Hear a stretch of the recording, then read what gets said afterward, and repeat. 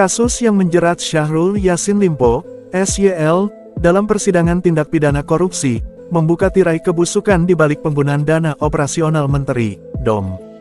Dugaan penggunaan anggaran kementerian dan patungan dari stafnya untuk kepentingan pribadi, menjadi bukti nyata akan rawannya DOM disalahgunakan. Pengawasan terhadap penggunaan DOM dianggap tumpul, dan menuntut evaluasi yang lebih mendalam. Tidak hanya itu, SYL juga dituduh secara terang benderang memeras bawahannya untuk mendanai kepentingan pribadinya. Modus operandi ini melibatkan sejumlah uang yang cukup signifikan dan mencoreng integritasnya sebagai seorang mantan Menteri Pertanian.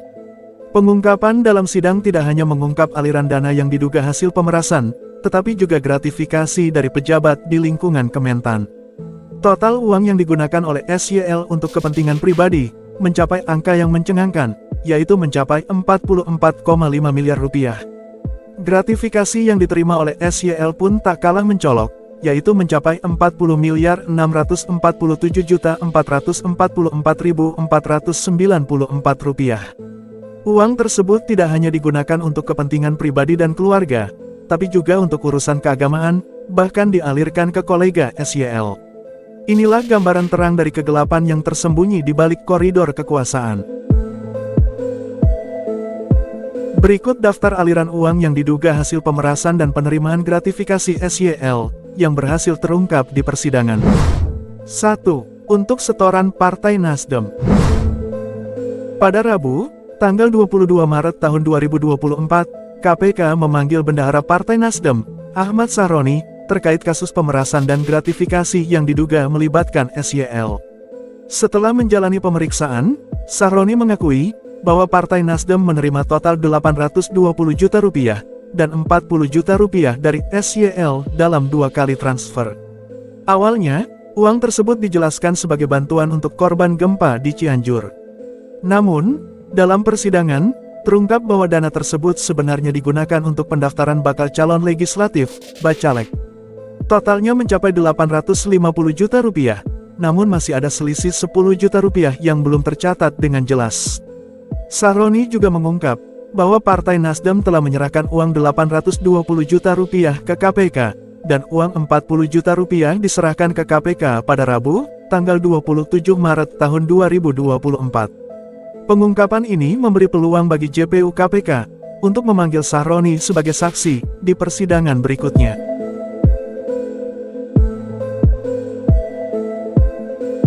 2. Untuk pemeliharaan apartemen. Dalam sidang lanjutan di Pengadilan Tindak Pidana Korupsi, Tipikor, pada Senin, tanggal 22 April tahun 2024, Ahmad Musyafaq, yang dahulu menjabat sebagai Kepala Biro Umum dan Pengadaan Kementan, dengan tegas mengungkapkan bahwa ia pernah disodori permintaan uang sebesar 300 juta rupiah untuk urusan perawatan apartemen yang terletak di kawasan Permata Hijau, Jakarta Selatan, yang diduga dimiliki oleh mantan Menteri Pertanian, SYL. Musyafaq menegaskan bahwa pengetahuannya tentang kepemilikan apartemen tersebut berasal dari seorang rekannya yang pernah berkunjung ke lokasi tersebut. 3. Untuk beli kado dan hadiah kondangan. Ahmad juga menceritakan bahwa selain diminta membayar 300 juta rupiah, ia juga pernah diminta menyediakan uang tambahan, sekitar 7 juta hingga 8 juta rupiah. Dana tersebut ternyata digunakan oleh SYL untuk membeli kado hadiah dalam menghadiri suatu undangan. 4. Untuk biaya perawatan anak dan cucu. Gempur Aditya, yang menjabat sebagai Koordinator Pemeliharaan Biro Umum dan Pengadaan Kementan, mengungkap bahwa ia pernah diminta untuk menyediakan sejumlah uang oleh ajudan SYL untuk keperluan biaya perawatan anak SYL, Indira Cundatita, dan cucu SYL. Saat ditanya oleh hakim, apakah permintaan uang tersebut terjadi setiap bulan, Gempur menjawab bahwa meskipun tidak terjadi secara bulanan, permintaan tersebut selalu muncul secara rutin. Total dana yang ia ingat telah disediakan untuk kebutuhan keluarga SYL mencapai hampir 50 juta rupiah. Dan bahkan, ada waktu di mana ia diminta sejumlah 17 juta rupiah. 5. Untuk bayar cicilan mobil Alphard. Selain itu, Gempur juga mengungkap bahwa ia pernah mengeluarkan uang sebesar 43 juta rupiah tiap bulan dari Maret hingga Desember tahun 2021. Dana tersebut digunakan untuk melunasi cicilan mobil Alphard yang dimiliki oleh SYL. Menariknya, mobil Alphard tersebut tidak digunakan di Jakarta, tetapi justru dioperasikan oleh SYL di Makassar. 6. Untuk uang bulanan istri. Isnar Widodo, mantan Kepala Sub Bagian Rumah Tangga Biro Umum dan Pengadaan Kementan, mengungkapkan praktik yang mengejutkan, bahwa Kementan seringkali menyediakan dana bulanan untuk istri SYL, yakni Ayun Sri Harahap. Pengakuan ini terungkap saat Isnar menjadi saksi dalam sidang lanjutan di Pengadilan Tipikor, pada Rabu, tanggal 24 April tahun 2024. Dalam kesaksiannya, ia menyebutkan bahwa jumlah uang bulanan yang diberikan berkisar antara 25 juta hingga 30 juta rupiah. Dan yang lebih mengejutkan lagi, uang ini diduga diberikan sebagai hasil pemerasan selama lebih dari setahun, dimulai dari Januari tahun 2020 hingga Januari tahun 2021. 7. Untuk bayar kartu kredit. Tak hanya itu, Isnar juga membongkar fakta bahwa Kementan pernah menggelontorkan dana sebesar 215 juta rupiah untuk melunasi tagihan kartu kredit pribadi SYL. Ironisnya, Isnar harus kehilangan jabatannya karena enggan memenuhi permintaan tersebut. Pengakuan ini terungkap saat Jaksa Penuntut Umum dari Komisi Pemberantasan Korupsi membacakan berita acara pemeriksaan Isnar. 8. Untuk beli mobil anak. Pada Senin, tanggal 29 April tahun 2024, Arief Sopian, yang menjabat sebagai pejabat fungsional barang jasa rumah tangga Kementan, mengungkapkan perintah yang mengejutkan.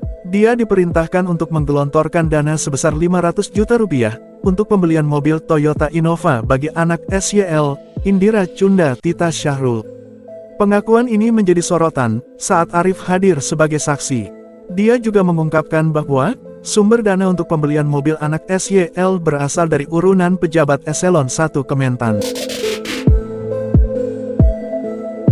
9. Untuk operasional rumah dinas. Pada Senin, tanggal 29 April tahun 2024, Muhammad Yunus, staf Biro Umum Pengadaan Kementan, mengungkapkan fakta yang menarik. Kementan ternyata pernah mengalokasikan dana sebesar 3 juta rupiah untuk biaya operasional rumah dinas SYL. Bahkan, menurut Yunus, terkadang Kementan harus menyediakan jumlah yang sama setiap harinya untuk pegawai yang bertugas di sana. Namun, uang tersebut, lanjutnya, tidak termasuk dalam anggaran resmi dan digunakan untuk pembelian makanan dan binatu. Lebih mengejutkan lagi, uang tersebut digunakan untuk memesan makanan secara online melalui layanan seperti GoFood dan GrabFood. 10.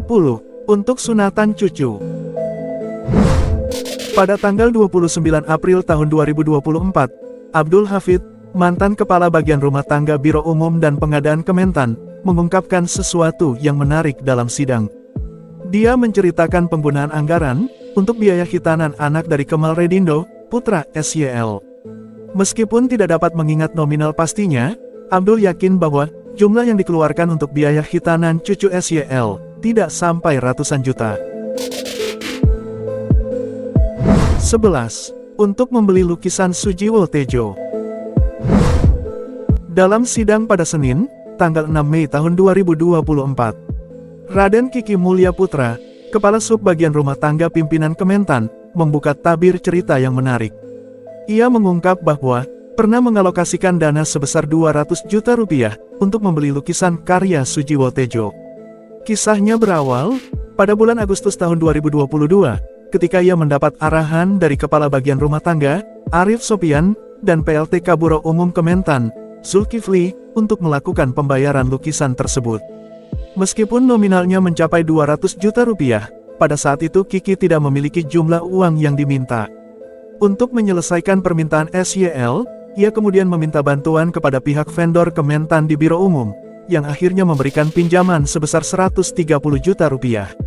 Sementara sisanya, sebesar 70 juta rupiah, diperoleh dari kas pejabat eselon 1 Kementan, meskipun menurut Kiki, pengumpulan dana tersebut dilakukan secara paksa.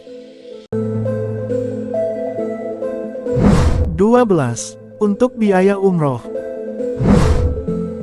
Pada Senin, tanggal 6 Mei tahun 2024, mantan koordinator substansi rumah tangga Kementan, Arief Sopyan, mengungkap dalam persidangan sebuah fakta mengejutkan. Para pejabat Kementan diminta mengumpulkan uang sebesar 1 miliar rupiah untuk membiayai kegiatan umroh SYL ke Arab Saudi. Dana tersebut berasal dari hasil patungan paksa senilai 5 miliar rupiah yang diperas dari pejabat di lingkungan Kementan. Aliran uang ini untuk kegiatan umroh SYL dan rombongannya. 13. Untuk beli sapi kurban.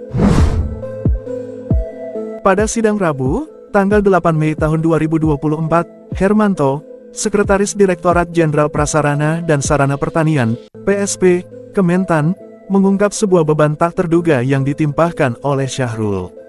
Menurutnya, Direktorat PSP dipaksa membayar 12 sapi kurban dengan total senilai 360 juta rupiah. Namun, ironisnya, bukan hanya Ditjen PSP yang menjadi korban pemerasan SYL. Ditjen Perkebunan juga terlibat dalam pembelian hewan kurban senilai 75 juta rupiah pada tahun 2022. Sementara Ditjen Tanaman Pangan harus menggelontorkan dana sebesar 250 juta rupiah pada tahun yang sama. Bahkan, Balitbangtan terpaksa membayar 825 juta rupiah pada tahun 2020. Sementara BPPSDMP terbebani sebesar 87,5 juta rupiah pada tahun 2022. Bahkan Badan Ketahanan Pangan tidak luput dari pemerasan, dengan harus membayar 25 juta rupiah pada tahun 2020, dan 32 juta rupiah pada tahun 2021.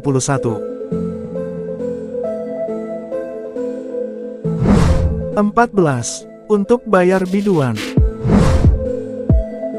Arief Sopyan, mantan koordinator substansi rumah tangga Kementan, mengungkap pengalaman mengejutkan dalam persidangan. Ia mengaku pernah diminta untuk menggunakan anggaran Kementan guna membayar biduan dalam sebuah acara. Besaran anggaran yang diminta mencapai kisaran 50 juta hingga 100 juta rupiah. Lebih menarik lagi, salah satu penyanyi yang pernah diundang dalam acara tersebut adalah Nayunda Nabila. 15. Untuk THR anggota Dewan. Dalam sebuah pengungkapan mengejutkan, SYL terlibat dalam memberikan tunjangan Hari Raya, THR, kepada 5 pimpinan Komisi 4 DPR RI. Arief Sopyan, pejabat fungsional barang jasa rumah tangga Kementan, menjelaskan bahwa SYL pernah membagi-bagikan THR kepada 5 pimpinan tersebut, dengan masing-masing mendapat 100 juta rupiah. Tak hanya itu, juga diberikan kepada ketua fraksi Nasdem dan 3 anggota DPR RI dari fraksi yang sama. Total uang THR yang diberikan melalui patungan pejabat Kementan untuk para anggota DPR mencapai 750 juta rupiah. Pengungkapan ini terdokumentasi dalam berita acara pemeriksaan, BAP, Arief, yang dibacakan oleh Jaksa KPK, dalam persidangan pada tanggal 29 April tahun 2024. Tidak hanya itu, pejabat di lingkungan Kementan juga pernah mengeluarkan dana sebesar 500 juta rupiah, atas perintah SYL untuk membayar tip 3 orang anggota Pas Pampres. Dan lebih mengejutkannya lagi, dalam dakwaan juga disebutkan bahwa pengeluaran lainnya, termasuk untuk acara keagamaan dan operasional menteri, mencapai 16,6 miliar rupiah.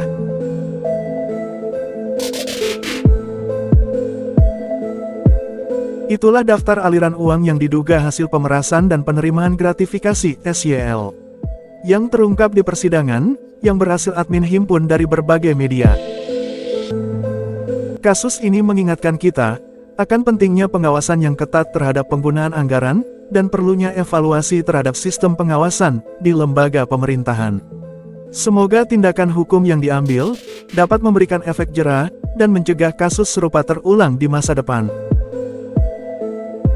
Demikian, yang bisa admin sajikan. Semoga informasi ini bermanfaat. Terima kasih sudah berkunjung.